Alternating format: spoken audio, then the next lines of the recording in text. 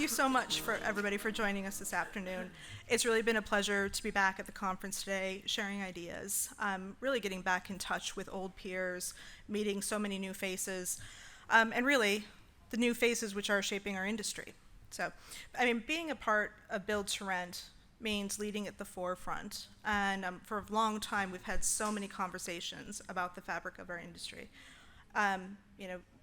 Quite a bit of this was speculation over the past decade, all designed to break down walls to bring transparency and open conversations on pitfalls and best practices. The UKA really has been leading in opening those discussions on the subject. So many of you will have participated in the Who Lives in Build to Rent. And there have been a few surveys every year to really give a greater view into who makes up the resident pool, breaking those initial stereotypes with data-driven proof of the versatility in our industry. Unfortunately, our ability to have better clarity on who actually works in our industry was an afterthought in many ways, and not out of apathy, but just out of sheer ability to gauge. As we consider those who live in our homes, the questions remained. Have we really broken some of those stereotypes, the comfortable hiring practices to provide better service to our residents? Do we really represent the communities where we work? How do our teams feel they are represented in our industry? And whether that's in the boardroom or boots on the ground, how does that play into retention? A huge break came to us after we saw the compelling data that Swift Bunny was able to gather on behalf of the National Multifamily Housing Council in the US when they presented their culture conundrum in 2020. Don't know if anybody had sight of that, but it was actually quite interesting. If you have not seen it, I highly recommend taking a look. But this introduction brought about a great relationship and a new opportunity with Swift Bunny to bring greater depth into the cultural perspective of the industry. Our UKA Research, Education, and Policy Committee. Oh, it helps if I remember I have slides here. Thanks, guys. Apparently I fell into the same boat as the gentleman earlier. Here we go.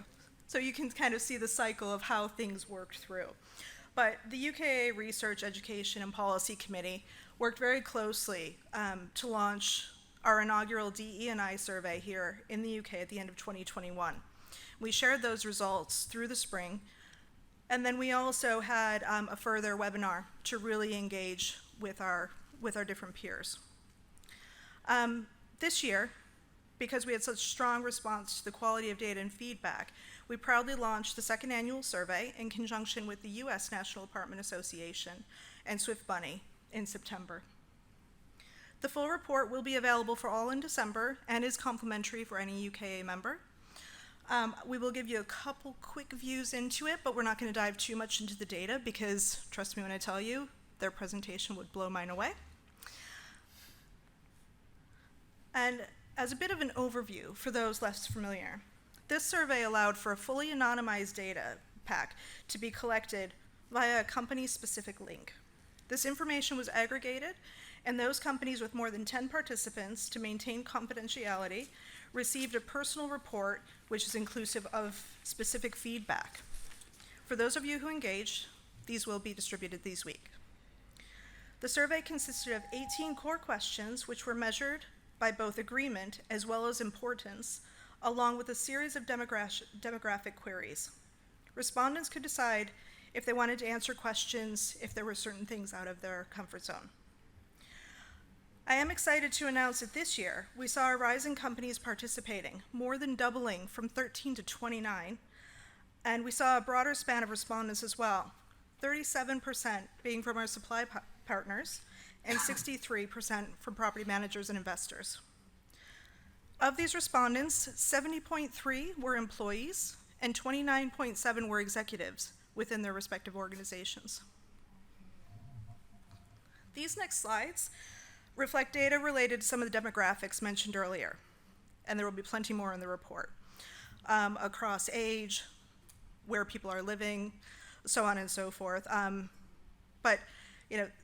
So this is relating to the demographic mentioned prior, where you can see a clear disparity of ethnicity. Oh, I'm on the wrong slide. There we go. I went too far ahead, in both employees as well as on executive level. I don't think too many of us, unfortunately, will be very surprised by this. That being said, we have to take this with a slight grain of salt, because this also is contingent on who's comfortable enough to answer the questions. So on here, you'll see that there's an other or an A, and those are people who felt they didn't fall into the categories provided or just didn't feel comfortable to answer. Quite interestingly, not comfortable to answer in executives, 15.9%, whereas on the employee side, a bit more diversity there and more people feeling comfortable. However, of these respondents, 70.3, or sorry, lost my spot. However, what was quite interesting to me was also that on the gender side, again, we actually saw far less disparity, and it actually feels fairly even. This does go back to, again, who answered those questions. So for me, this is kind of raising that question of if we see this in practice, which I think is probably the key thing, or are some teams more likely to reply than others? And as we see the respondent pool grow over the upcoming years, it's important to ask, how can we empower our teams to leverage their voices?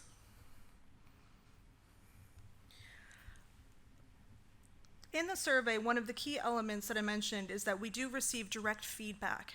This is commentary that our employees put forward to us, and it is anonymized. If it does have any kind of name reference or something that might indicate who they are, that is cleared, and that's not provided to the employer, just for their comfort zone.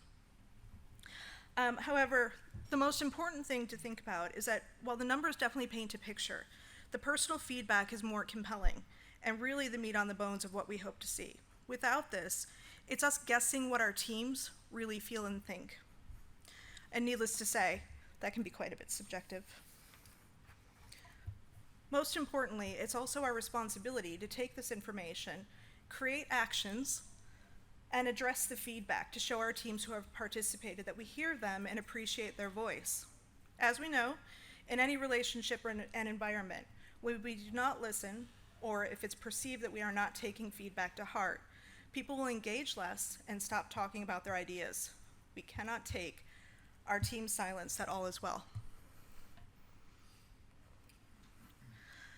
As food for thought, I wanted to share one key result with the audience and my fellow panelists as we explore these topics is the perceived importance of how we represent the communities in which we work. And with that, I will turn over to the lovely Ed Grimshaw. Thank you. Thank you. Stephanie, thank you for that brief resume and intro, which was a wonderful snapshot.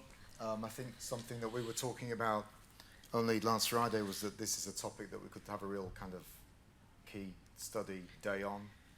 It's a workshop situation. We've got 30-some minutes, so we've got a lot of topics to cover in a very short period of time. So what I'm going to do as your moderator for this next session is to just briefly introduce the guys on the panel, starting with myself, if I may. And then we're going to get into a Q&A led by myself with the panel, of course, but because there's quite a tight amount of people in the room today, as Stephanie said, I think it'd be great to open this up to you guys, and please, look, don't be shy. Let's really work this together. You know, we're here to try and help all of ourselves together as one, so please don't be shy to shout anything out and interject at any point. Okay, so thanks to Stephanie. Leading with myself as moderating this session, my name is Ed Grimshaw. I'm the Ops Director at Regal Blinds Limited, which is a UK-based manufacturer of high-specification blinds, curtains, track systems, and soft furnishings. Proudly established within the BTR sector, having been involved with some 30-plus renowned schemes over the last 4 or so years, in partnership with and funded by asset managers spanning continental Europe and North America. With over 25 years' experience in manufacturing, I represent the 7th generation within a grounded Yorkshire family of weavers, it says here, dating back to 1854. I sit as a member of the UKAA Supplier Council, and today take great pleasure to welcome and introduce the panel as Stephanie Smith, Director of Residential Operations at Invesco for a pan-European resi student portfolio nearing 40 properties at circa 2.5 billion US dollars. Founding UKAA member and committee member of the Research, Education and Policy Committee, where Stephanie led on the DE&I collaboration with Swift Bunny and the US National Apartment Association, along with the IRPM and UKAA Joint Committee on Education and Qualifications. Over 2 decades of operational experience in North America and Europe across operations, asset management and investment level in real estate. Oliver Ringsby Burgess. Oliver has worked in the facilities management sector since 2006 for some of the largest employers in the world. He joined HPS in 2019 with a mission to create the sector defining FM brand for the residential property sector. He has been involved with the BTR sector and the UKAA since 2019 and is the standing chair of the UKAA Supplier Council. Oliver's personal passion is improving working conditions and pay for the lowest paid in our sector and being a voice for change on social value and equality, something that of course we're going to touch on in the next few moments. We then have Harpreet Channa. Livewire partnered with Harpreet Channa's The Mental Wealth Academy in 2020 because clients needed more focused leadership and awareness around mental well-being practices. And together have been delivering training and advice in the UK and US, multifamily, retail, resi and BTR property sectors. A qualified pharmacist and having worked 10 plus years in corporate, Harpreet is now a global executive leadership coach and founder stroke CEO of the Mental Wealth Academy. She set up the company in 2019 to help strengthen the mental health of the working population following her own stress and burnout in a senior national role. Harpreet has also been delivering group coaching and facilitating events on the topic of diversity, equity and inclusion to Fortune 500 and 100 companies. And might I just add a tail note that we're very lucky to have her with us because the last time we heard in, you were rather ill with a heavy cold. So we're very honoured to have you amongst Keeping my us. distance from everybody. Thank you. Thank you so much. We've had the brief overview from Stephanie. Thank you kindly. As I say, we want to keep this as relaxed and open as we can, so please interject as and when you see fit. But if I may, I'm going to just start off with a question to the panel. First one aimed towards Ollie, but of course this is for anyone that wants to interject at any time. When hiring specialty services and supply chains, how possible is it to foster diversity? Thanks, Ed. I think this is on. Are we on? Is it on? Can you hear me? Thank you.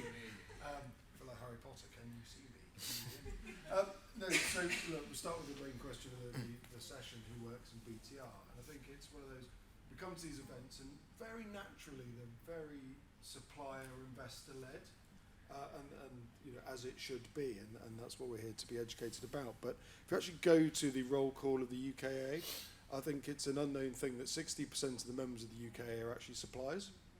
And if you look at employees, so frontline up to exec, who are touched by the BTR sector, the significant majority actually sit within the specialist supply chain.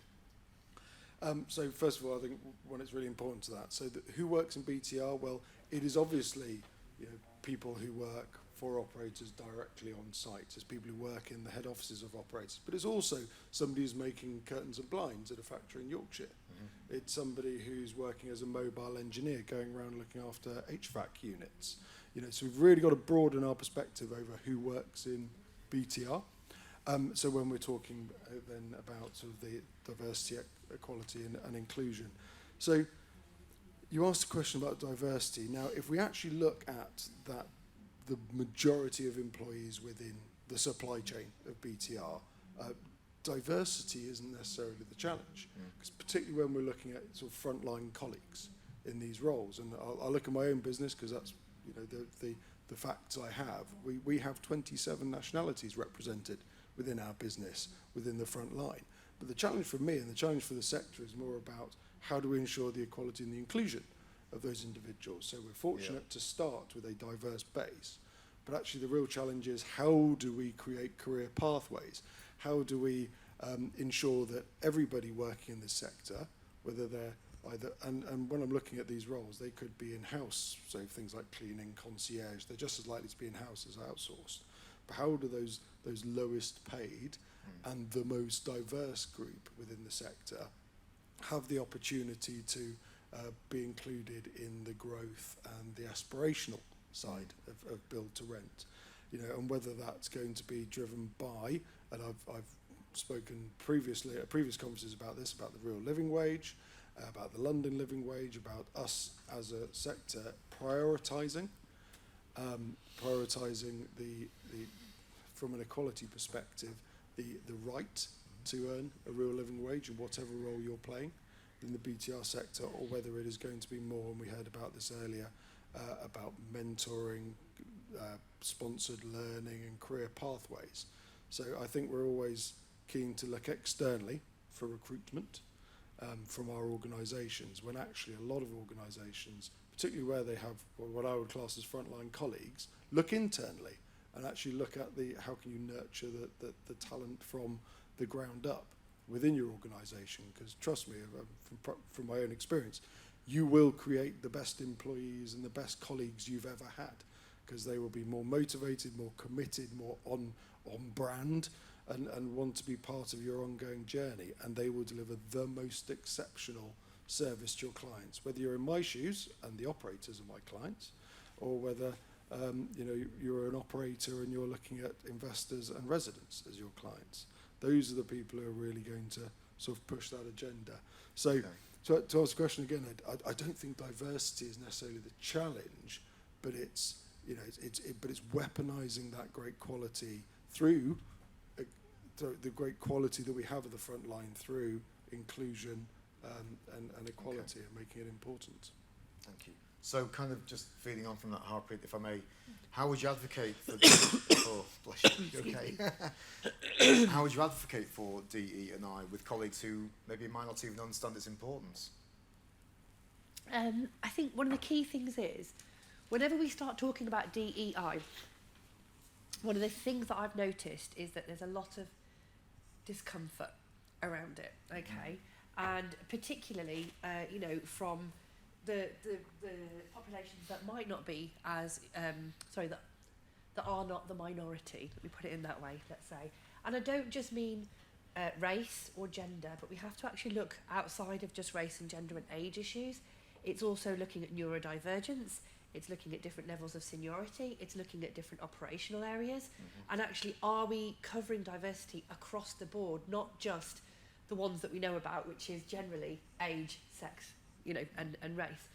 And there's a lot of discomfort that people don't want to say the wrong thing, and they don't want to upset people, and they don't want to inadvertently discriminate or offend people. And so sometimes it's easier just to say, you know what, let's just, you know, we do some stuff as a company, we kind of, it's a bit of a tick box, bit like wellbeing, bit of a tick box, and you know, we do a survey, and actually it's about asking, and I get asked that a lot, how can we advocate? You just need to ask.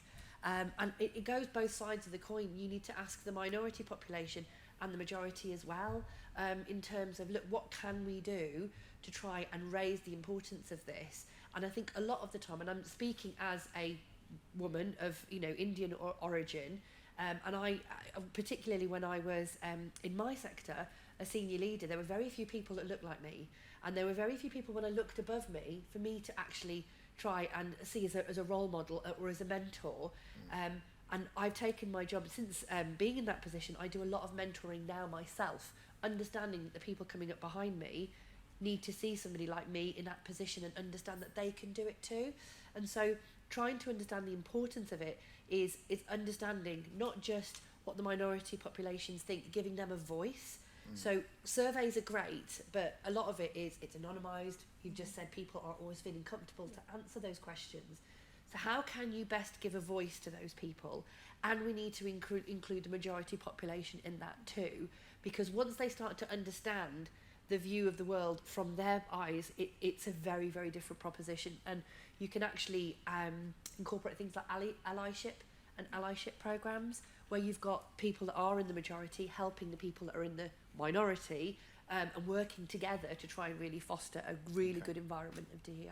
So just sort of feeding from that, maybe one for Stephanie. How do we engage so that we know that voices are being heard? I think when we've been talking last week about this presentation today, it's about pushing boundaries. I think just feeding back to you, Harpreet, some people are probably quite scared to push boundaries, and I completely, as a business owner, I do understand that. How do you think we get the voice out there so it's all heard, Stephanie? Is this on? Okay, it is.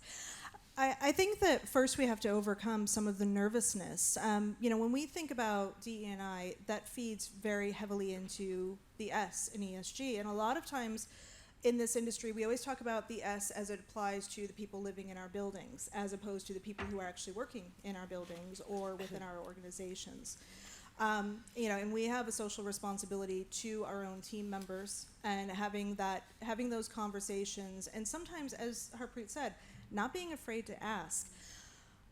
We within my company, we actually have a program for people who are neurodivergent, and I've actually participated in some of those interviews, and it's about finding the right roles for people. So, for instance, we have a gentleman who is, he has Asperger's. However, he's brilliant, loves to work on spreadsheets, loves data, very good in smaller group conversations. So would I put him in front of a client or in front of a big conference? No, absolutely not.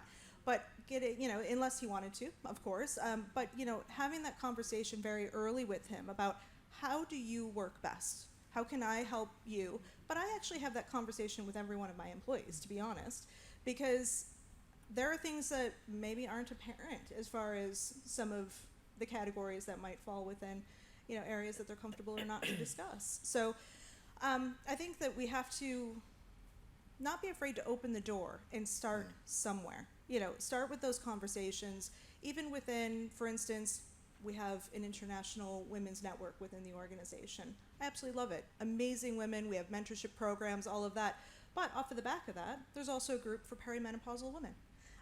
Because actually what we found is that a lot of the women, as we were talking in smaller groups, they were experiencing the anxiety of stress. They have families at home, hormonal changes, and as we know, everything that comes along with that. So trying to be able to dispel some of that mystery and just see the human side of people, I think is probably the most important part.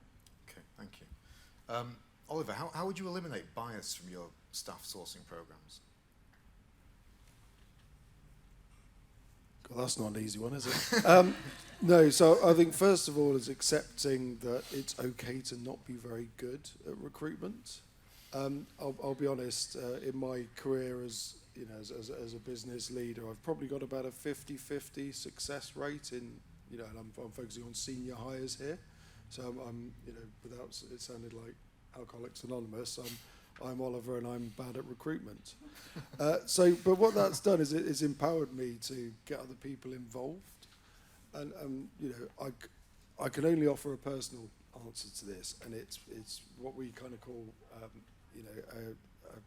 a recruitment panel, or a culture board, it's sometimes called as. But it's very early in the recruitment process, having a multi-person, and we find sort of 4 or 5 people seems to work well, because it's not 10 people, it's not too intimidating.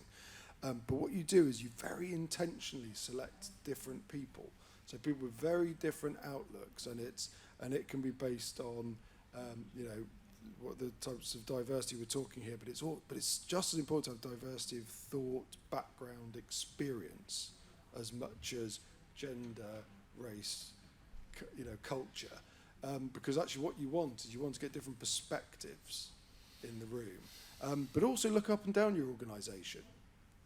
It's not just going to be who in the senior team can I pick. You can go down to the level that you're recruiting at, and you can go further.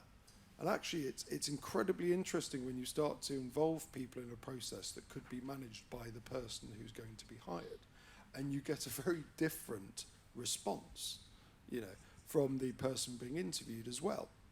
And this can be very efficient. if you sort of organise it properly and when you get people in the organisation who actually understand what you're trying to do, and you build this up over time. So it is hard when you start, but you just have to be committed to it. But the strike rate in terms of getting the right people on board that align to the culture, that everyone is very bought into supporting and helping them be successful, is significantly higher than when we had, you know, a very kind of exec-led with HR support, more traditional recruitment process.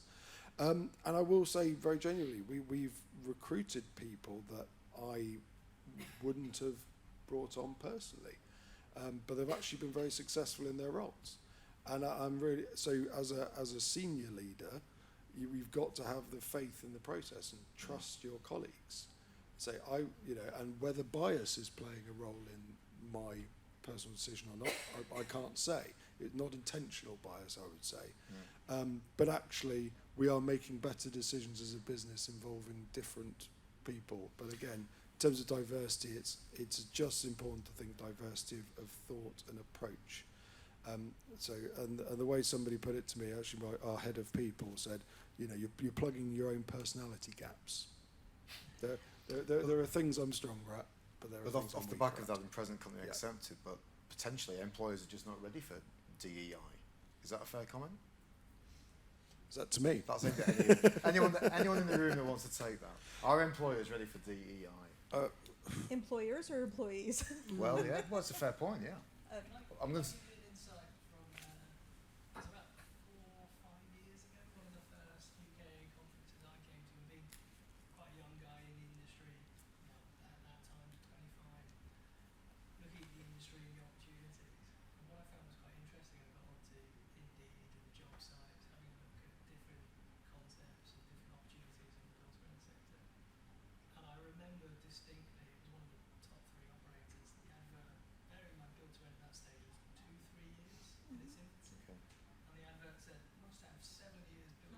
Yeah.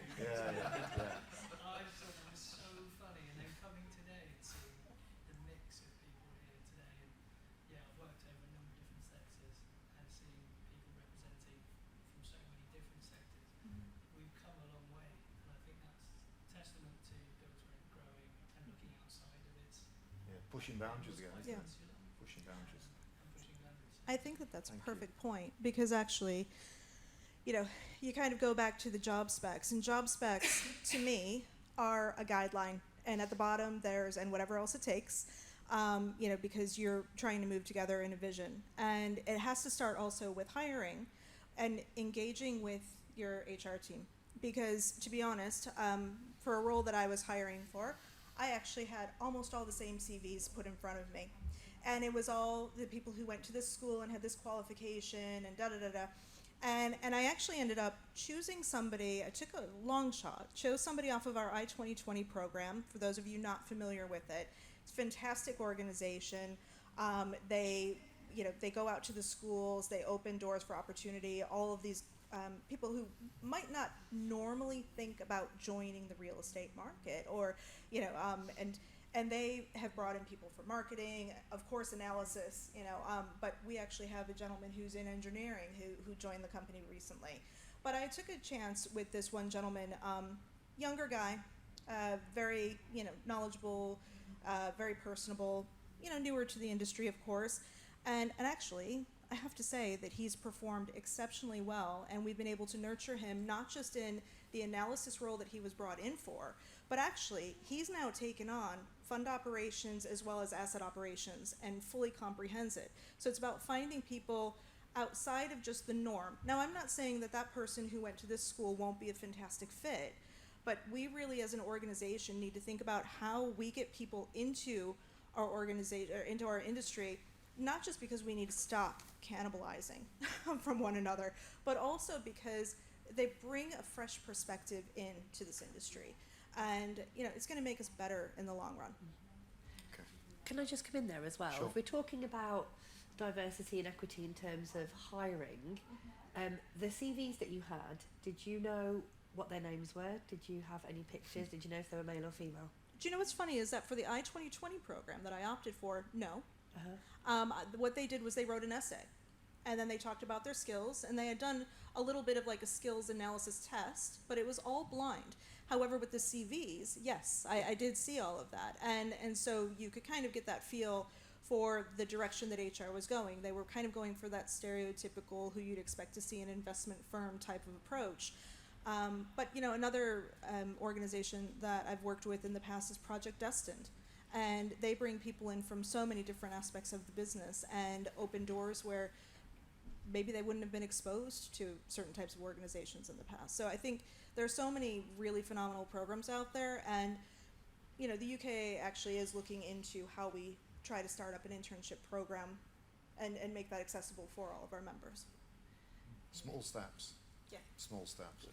And if I could just reiterate what I said earlier, because I do believe that a lot of companies are structurally more ready than they probably realise. And again, just highlight the opportunity around talent management and about giving opportunities to people already in your organisations. And you know, no, we don't want to cannibalise from each other, and I mean that for suppliers as much as operators, as much as anybody working in the sector, because that's not the way we grow. But actually, if we bring in ground level talent, or the talent that's already within our business, where there is, as I say, more diversity on that front line, and give the right education opportunities, the right mentoring opportunities between companies. And I've seen, it's beautiful when you see that, when you see somebody who's senior in another company being actively invited to mentor somebody in a different company to give a different industry perspective, because there's an understanding that you're not going to poach that person, that you're doing this because it's the right thing to do. You know, we're 60% a cleaning company. My head of people, who joined the company as a 12 grand a year administrator, was mentored by the head of HR for a £60 million competitor cleaning company based in East London. And she's done phenomenally well. And there was a huge risk that she just get poached because she's wonderful. Yeah. But she wasn't, and that's propelled her career. And so look at these opportunities, nurture the talent. You have, where education and skills gaps exist, you know, you've got to be intentional in how you fill those and see it as an investment, because again, you will get the best, most aligned colleagues that will help your business grow. Well, this industry is really made for career path. I mean, growing up in the U.S. multifamily industry, I started out as a part-time leasing agent. I literally worked 2 days a week after I had my first daughter, and I ended up falling in love with it. Within 2 years, I was a property manager, and I've held almost every position that you can. I've even turned up having to clean apartments in heel and skirts because the housekeeper wasn't able to make it in that day. You know, but you do what it takes, and I think that we have a real opportunity here. One of the successes that I see with NAA also, if I can just draw that line, is that I love that events like this, you have the maintenance teams, you have the housekeepers, you have the concierge, you have the property managers, and I know we can't completely shut down our business for an entire day, but you can do it in shifts. And actually, that's showing them that you're investing in them and that you see their career path ahead of them. And also, you know, we can't just say, kind of to the career path. In the States, a lot of times it used to be leasing agent to assistant manager to property manager to, you know, so on and so forth. It's about finding the right roles and figuring out what their passion is and triggering that and building their career around them, as opposed to what we think that they should be doing. Okay, thank you. Mildly conscious of time, we're down to the last 5 minutes. I really do want to bring you guys into this if we can. But one last question before we do. So get thinking, please, okay? You've been warned.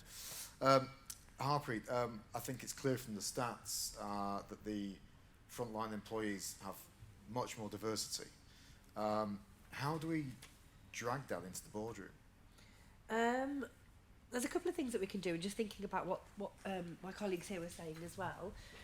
The companies that do it well, and particularly in the US that we work with that have done this well, they put together things like DEI committees or employee representation groups.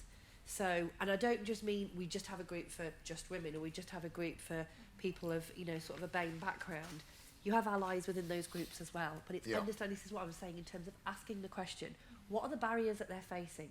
What are they struggling with in terms of, is it that the job opportunities aren't being presented? Looking at some of the results, is it that they feel that the job opportunities are not being presented to them? Is it a lack of training and development? Is it that they want to see more people a bit like them? We need to showcase some of the people that are of a minority background or of a certain age or gender, and we showcase how they've sort of mapped their career, so that they can help, as I said, the people that are coming up behind them, and we utilise and harness some of that. It also comes back to, and it comes back to a lot of the work that I do around coaching. People think they understand what DEI is, but actually when we think about the practical application of it, how can I be more aware of my unintentional bias? How can I make sure that I'm getting a diverse range of opinions from everybody in the group, so I'm not just going to the usual suspects, people that we gravitate naturally towards people that are like us. It's what we do. If we need help, if we want an opinion, we naturally go to the people that are like us. And it's about how can I step out of my comfort zone and go to people that are not like me, that are going to give me that diverse range of opinions. So it's looking at that, and then also there's a big thing around psychological safety. How can we build in our culture a psychologically safe culture where people feel that they can be open and honest, they feel that they can say things, and they're not going to, there's not going to be any recrimination, because the company takes, it as DEI as a priority. So it's not just a tick box exercise, it is a priority. Absolutely. A committee of representatives across all those different diverse categories that we've talked about, that's actually tasked with speaking to people within the organisation and bringing some of those voices into the boardroom. That's how we're going to make and see a difference. Well, it's fascinating. Sorry, Stephanie, you were going to say. Oh, I was actually just going to say, to bring that to some of Harpreet's points about that diversity and really creating a more comfortable and attractive environment, more inclusive and equitable in the long run. If I think back to the survey and some of the initial results that I've seen, and this one here about representing the population and the communities within we work, to Ollie's point, if part of our role is to have that social engagement and we're responsible for the communities in which we work, we need to make sure that we are actually representing to a degree our residents, so we can empathize and understand what they're looking for, but also the greater community. Because if we're operating in this part of town, and actually there are really great employee bases there, then definitely tap into that. Don't always look for people, just from all over town, because actually they know the neighborhoods, they feed back into the local businesses. They also understand just, I guess, the heartbeat of the neighborhood. Okay. So there is that social aspect of that. And interestingly, this is the second session on DEI here today. Thankfully for others, not the second time that we've all been sat here as a panel. There was a slightly different angle, an aspect of the morning's keynote, but it was a keynote, and I think we need to all take something from that. I think the fact that we're even talking about it here and now means that this whole topic has traction. I think it's something that we could be talking about for hours and end, but time is against us. I'm very sorry. It's been fascinating to talk to the three of you. Thank you so much for spending the time today. It's been an honour to be part of this panel. I would like to ask the delegates if there's anything that they think it might be a burning topic or part of the subject matter that we've omitted. You'd be welcome to. Thank you. A question regarding bringing younger people into the sector, and it's one of the things within the business I work within that we're looking at the apprenticeship levy. Where do you see the key benefits of working within that apprenticeship levy, and what you think that brings to the sector? Because we've really struggled to attract younger talent into the business, and it's something that we're really focused on over the next couple of years. Maybe one for Ollie in the first instance. Absolutely, yeah. So we actually are very heavily involved in working with the apprenticeship levy and using apprentices, particularly in technical roles. So we, not that many people know this, but actually we have a very significant national engineering business. And the majority of our engineers are very hard to recruit, and good quality engineers. So about 2 years ago we started operating a very aggressive, in terms of commitment, approach of working with particularly a college, I forget, it's one of the Birmingham colleges, college in Birmingham, where to put our apprentices through a direct engineering training school. So we were recruiting from local schools, then obviously having the apprentice-based role, and then within 2 years they were coming out as fully qualified.